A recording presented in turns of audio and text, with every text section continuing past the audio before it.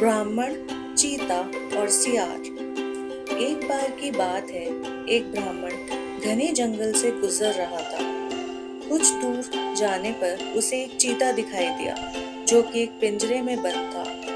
ब्राह्मण को देखकर चीते ने कहा, हे दयालु ब्राह्मण, मेरी मदद करो, मुझे इस पिंजरे से आजाद कर दो। चीते की ये बात सुनकर ब्राह्मण कुछ सोचते हुए बोला, अगर मैं तुम्हें इस पिंजरे से आजाद कर दूंगा तो बाहर आते ही तुम मुझे खा जाओगे। इस पर चीता कहता है, मैं वादा करता हूँ, मैं तुम्हें नहीं खाऊंगा, मेरी मदद करो, मुझे इस पिंजरे से बाहर निकालो। ब्राह्मण बहुत दयालु था, उसे चीते पर दया आ गई और उसने पिंजरा खोल दिया और चीते को आजाद कर दिया। बाहर आते ही चीता ब्राह्मण पर दहाड़ता है और कहता है, मैंने 2 दिन से कुछ नहीं खाया है, मुझे बहुत भूख लगी है, मैं तुम्हें खा जाऊंगा। इस पर ब्राह्मण कहता है, पर मैंने तुम्हारी मदद की है और तुमने मुझसे वादा किया था कि तुम मुझे नहीं खाओगे, तुम मुझे यहाँ से जाने दो। चीता कहता है, नहीं, मुझे बहुत भूख लगी है, मैं तुम्हें मारकर खाऊंगा।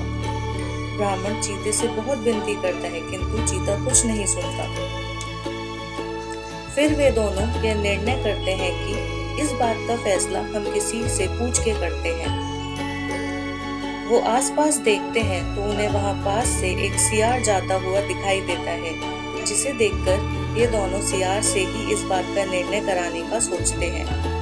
वह सियार को अपने पास बुलाते हैं और पूरी बात बताते हैं। चीता कहता है, मैं पिंजरे में बंद था, इस ब्राह्मण ने मुझे पिंजरे से मुक्त किया, लेकिन मुझे भूख लगी है और मैं इसे खाना चाहता हूँ। इस पर ब्राह्मण कहता है कि चीते ने मुझसे वादा किया था, वो मुझे नहीं खाएगा, इसलिए मैंने चीते को मुक्त किया था। इस पर चीता कहता है, मुझे भूख लगी है और मैं ब्राह्मण को खाऊंगा।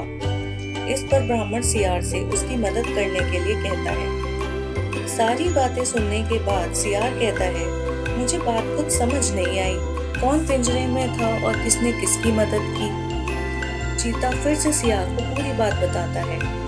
पूरी बात दोबारा सुनने के बाद सियार कहता है, अच्छा, तो ब्राह्मण पिंजरे में बंद था और चीते ने उसकी मदद की। चीता गुस्से से दहाड़ता है और कहता है, नहीं, मैं पिंजरे में था। फिर सियार कहता है, तो सियार पिंजरे में था और चीते ने मदद की। अब ये सुन के चीता बहुत गुस्से में आ जाता है और दहाड़ते हुए कहता है, मूर्ख, रुको, मैं तुम्हें दिखाता हूँ। यह कह के चीता सियार को समझाने के लिए कि वो पिंजरे में था, पिंजरे में चला जाता है और चीते के पिंजरे में जाते ही सियार पिंजरा बंद कर देता है, जिससे चीता दोबारा पिंजरे में कैद हो जाता है। चीते को कुछ समझ नहीं आता और वो बार बार पिंजरा खोलने के लिए कहता है, लेकिन अब कहाँ ब्राह्मण और सियार उसकी एक सुनने वाले थे। ब्राह्मण सियार का बहुत धन्यवाद करता है और वो दोनों अपने अपने रास्ते चल देते हैं और चीता पीछे से बस देखता ही रह जाता है। तो इस कहानी से हमें यह शिक्षा मिलती है कि हमें बिना सोचे समझे कोई काम नहीं करना चाहिए, ना ही किसी पर बिना विचार के विश्वास करना चाहिए और हमें उन सभी से दूर रहना चाहिए जो झूठे वादे करते हैं। धन्यवाद।